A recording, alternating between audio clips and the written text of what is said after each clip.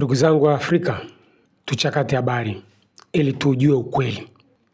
Ndugu zangu, wenye akili kubwa wanajua kabisa Urusi anapigana na NATO na sio Ukraine. Ukraine ni uwanja wa vita. Ukraine hausiki kabisa kwenye hii vita. Mchakato wa kuifanya Ukraine kuwa uwanja wa vita ulianza kwa kumweka kiongozi ambaye hajui siasa. Kwa inakuwa ni rahisi kumwendesha huyu kiongozi kwa namna mnavyotaka. Zelensky hajasomea siasa. Zelensky ni mwigizaji. Kidogo angekuwepo mtu anayejua siasa, angejua kubalance. Kwa sababu ukimtoa Zelensky, ukirudi nyuma, viongozi wote wa Ukraine walikuwa wanajua kubalance Marekani na Urusi. Zelensky ameingia kwa sababu ana akili ya Hollywood. Kila anachoambiwa anaona kinawezekana. Na kwa akili za Zelensky ndio zimesaidia dunia sasa hivi na wakubwa wengi. Kwa sababu tusingekuwa na mtu kama Zelensky, tungeipata vita ya NATO na Urusi. Tusingeipata. Sasa kwa wenye akili ndogo wanafikiri kwamba Ukraine anapigana na Urusi. Kuelekea kwenye kilele cha sikukuu kubwa kabisa kwa Warusi, sikukuu ya mashujaa wao wa vita na Hitler. Ni maneno gani Zelensky alisema? Kwamba lazima alikuwa anakwenda kushambulia shughuli ya bwana Putin. Warusi wakaupata ule ujumbe. Wao walijibu kwa ujumbe gani? Kama Zelensky atatuma drone kwenye sikukuu kubwa kabisa kwa Warusi, basi Warusi wangefuta katika ramani ya dunia mji wa Kiev, na mabalozi wakaambiwa wahame kabisa katika mji wa Kiev. Trump alimwambiaje Zelensky? Heshimu sherehe za kaka yako. Na mimi niliwaambia tusubirie huu mkwara, mimi mwenyewe niliita mkwara wa Putin utakuwaje. Faster wanaomoperate Zelensky wakamwambia acha kaka yako afanye sherehe zake, usitume drone. Zelensky akatii. Kama Zelensky alikuwa anaiendesha Ukraine yeye kama yeye, kwa nini alimsikiliza Trump? Hapo tu mimi ningekuuliza, kwa sababu kuna wengine watakwambia vita ya Ukraine na Urusi ni ya Ukraine na Urusi. Wako wenye akili ndogo. Baada ya zile sherehe kupita, kweli kabisa Zelensky alikuwa ameandaa drone nyingi sana. Ndio akamtumia braza yake. Mvua nyingi sana ya drone, mia kadhaa.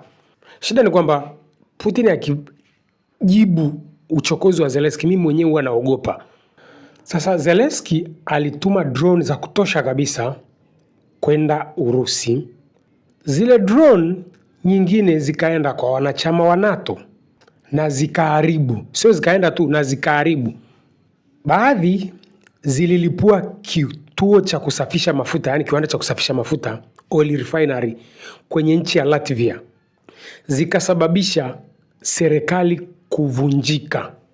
Yes, waziri mkuu wa Latvia amejiuzulu na serikali yake kwa kushindwa kuwalinda raia wake.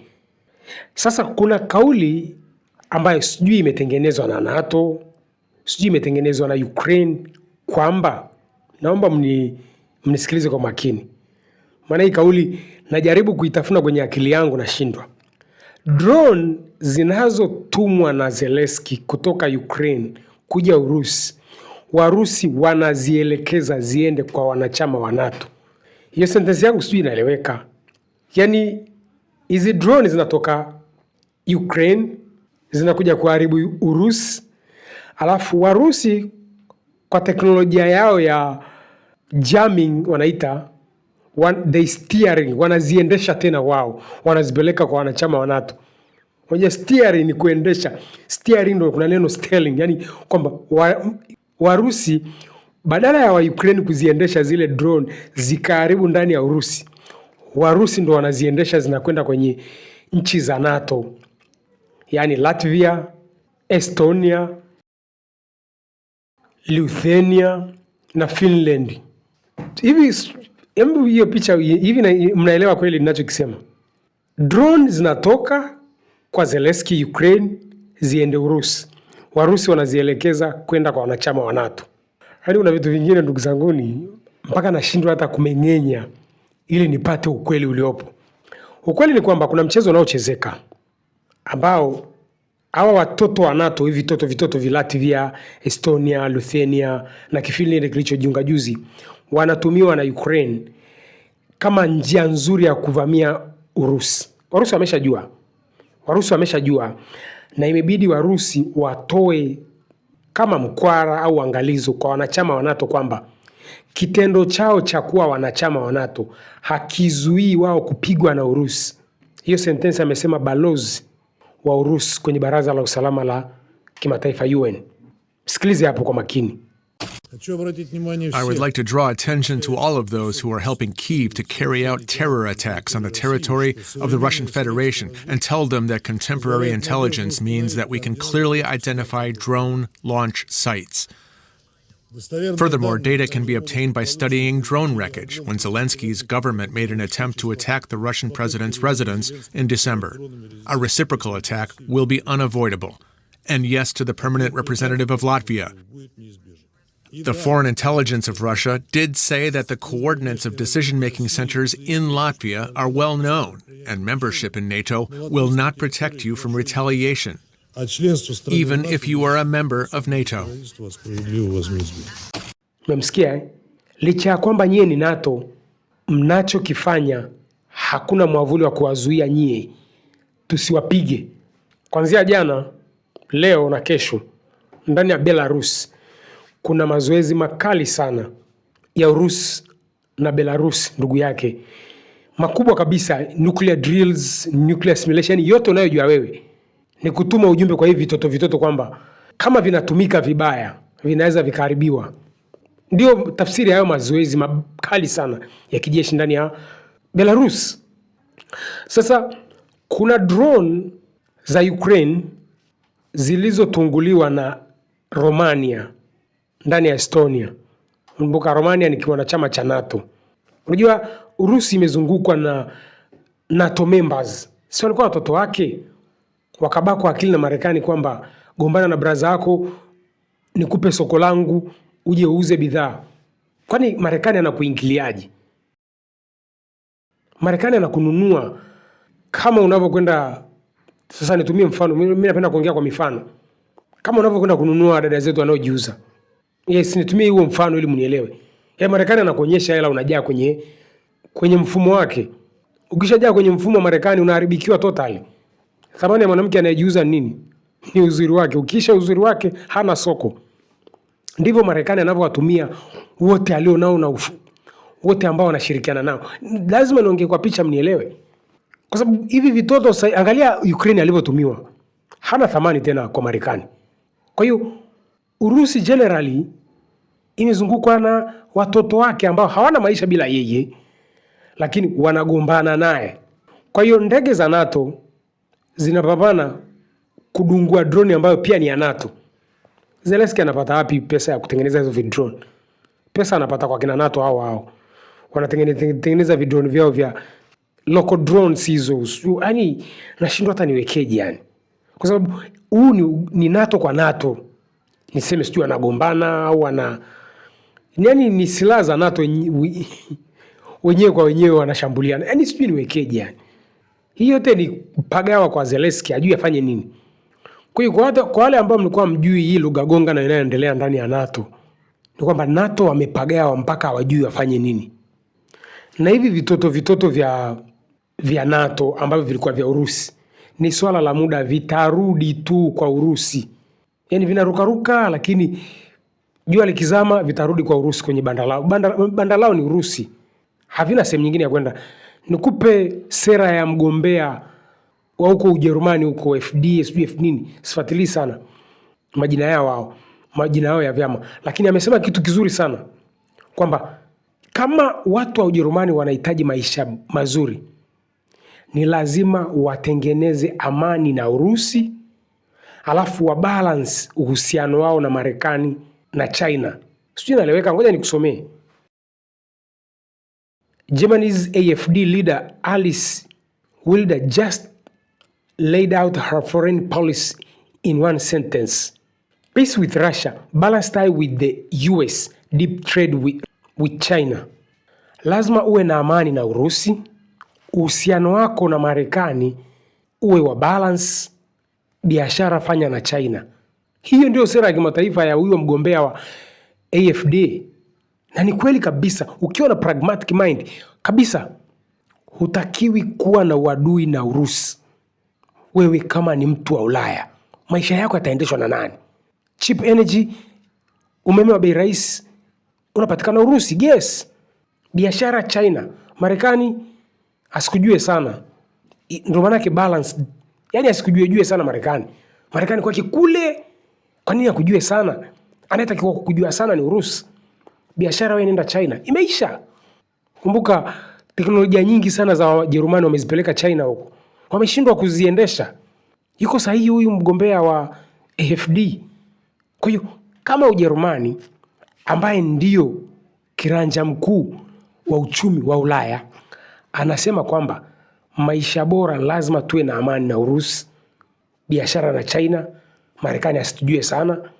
Hivi kina Latvia, Estonia, Lithuania, Finland havimsumbui Urusi. Najua ni watoto wangu wameasi, muda ukifika wataniomba msamaha, maisha yataenda. Urusi anajua. Kwa hiyo mlichokuwa mnakisikia kuhusiana na hizi maneno makali waliorushiana Urusi na NATO, bado joto halijashuka vizuri kwa watu wa NATO. Unajua NATO hawataki kukubali. Inabidi warudi walime ndo wavune wale, na sio kula kwa kutumia ujambazi kama walivyozoea. Kwa sababu kwa picha nyepesi, NATO alizoea kuishi maisha ya kijambazi. Tunataka mafuta ya Libya, tutachukua kwa nguvu. Tunataka mafuta ya Iraq, tutachukua kwa nguvu. Ujambazi. Kuishi uhalisia ni mchakato, lakini watafika sehemu akili zitakawa vizuri. Kwa hiyo nilikuwa nataka niwape update tu kwamba NATO bana wana civil war wenyewe kwa wenyewe. Silaha zao, yani wenyewe kwa wenyewe silaha zao zinapigana wenyewe kwa wenyewe. Sijui niwekeje. Yaani nataka nitafute sentence gani ya kuelezea haya matukio yao. Lakini ni swala la mchakato. Watajifunza kulima, inabidi walime, wapalilie, wavune ndo wale. Na sio tu kusubiria wengine walime, wao wakapore kwa sababu wana nguvu. Hizo zama zinaelekea kufika mwisho. Kuna mtu aliniandikia komenti moja ya ajabu sana, lakini nadhani ni ufinyu wake wa uelewaji. Aliniambia dunia ya wakubwa wengi ni hatari kuliko dunia ya mkubwa mmoja. Hivi haoni dunia ya mkubwa mmoja ilivyokuwa hatari? Anakulazimisha mpaka ushoga ili akupe chakula. Ndugu yangu, dunia ya zamani ambayo ulikuwa unajaribu kuielezea ilikuwa ni ya Soviet na Marekani. Unavorudi kwanza, wewe ndugu yangu, unavorudi nyuma, kumbuka jaribu kupunguza idadi ya watu duniani. Ione dunia ni uwanja mkubwa na una watu wachache. Yaani punguza vitu vingi sana kwenye kichwa chako. Na unavyoiangalia dunia leo, vuta picha, watu ni wengi na wameelimika. Kwa ndugu yangu, wewe ulinielekea comment kwamba dunia ya mkubwa mmoja ni salama kuliko dunia ya wakubwa wengi. Unaufahamu mdogo kwa kifupi. Kisa unajaribu kulinganisha vita zilizotokea Ulaya. Vita ya kwanza, vita ya pili, Ulaya walivyokuwa wanagombana wenyewe kwa wenyewe. Ulaya walikuwa pale pale wenyewe kwa wenyewe. Sawa? Yaani ukichukua picha ya Ulaya ukaileta kwenye dunia ya leo, that's a huge mistake. Kidogo sijui umesoma masomo gani. Unashindwa kutengeneza mlinganyo mzuri wa dunia ya Marekani kama Marekani. Anaamua ampe nani, amnyime nani. Unaamini umaskini wa Zimbabwe ni wa Robert Mugabe? Ndio akili yako. Na umaskini wa Tanzania ni Nyerere. Naamini utakuwa unaamini hivyo. Okay, kama sisi wa Tanzania ni maskini, Zimbabwe ni maskini, South Africa wameendelea, si ndio manake? Utakuwa na akili hiyo. Kenya wameendelea. Unataka kunipa picha gani Marekani aitawale dunia nzima? Akwambie uhuru wa kuabudu, tuna shida ya kivuko, hatutakiwi tutengeneze kivuko chetu mpaka World Bank amue. World Bank akija anakutengenezea choo cha stendi. Hivi ndugu yangu, yani wewe unaamini kila kitu lazima tufanyiwe? Ile post yako imeniumiza kidogo, kwamba wewe una mawazo gani kwamba hujui sera za World Bank? Unafuatilia geopolitics kweli ndugu yangu? Kwamba huruhusiwi kuendelea unavyotaka wewe na ukahatarisha maendeleo ya Marekani. That's the red flag. Una mali umebarikiwa na Mungu, sio zako, ni za Marekani. Mafuta ya Libya ni ya nani? Mafuta ya Venezuela ni ya kina nani? Mafuta ya Iraq ni akina nani? Tanzanite ya Watanzania ni akina nani? Ndugu yangu, uko dunia gani? Where did you get that idea bro? Kwamba dunia ya mmoja ni salama kuliko dunia ya wakubwa wengi. Unafuatilia kidogo Marekani wanavyotapatapa kama chizi ambaye amekata network. Hawajui washike lipi waachie lipi. Ushaa kusikia wa China wanakuja kuwekeza Tanzania na kuambia uhuru wa kuabudu, demokrasia. Warusi walikuja kuwekeza kwenye uranium, walikuhubiria uhuru wa kuabudu, demokrasia. Wao wamekuja kwenye uranium, wamekwenda kwenye uranium. Huyo balozi mpya anayekuja ashakwambia uhuru wa kuabudu, demokrasia. Bro, unafikiri mashoga tulionao Tanzania ni natural case? Ndugu yangu, hebu rudi darasani kidogo. Sijui umepata wapi idea kusema dunia ya mkubwa mmoja. Vyakula tunavyokula madukani is not good food. GMO tunakula, ujui bro. Hebu rudi darasani kidogo uje umeniumiza kichwa sana kuniambia dunia ya mkubwa mmoja. Tumejazana Dar es Salaam, hujui formula inayotumika. Bro, what did you learn in school? HGL or HGK? Because analysis yako sijui Kwa hiyo ungekuta mafuta yote ya Urusi, gesi yote ya Urusi ni ya Marekani. The one who control market, control your land. Anayelitawala soko ndio anayetawala ardhi yako. Ndugu yangu, ijue dunia vizuri. Usikute wewe ni wale uko super programmed kwamba dunia ya mkubwa mmoja ni salama kuliko ya wakubwa wengi. Tanzania, maendeleo ya kweli, wote tufanye kazi. Tuzalishe na tupange bei. Hivyo ndivyo walioipindua Marekani wanavyofanya. Tuelimike, tusiwe wasomi.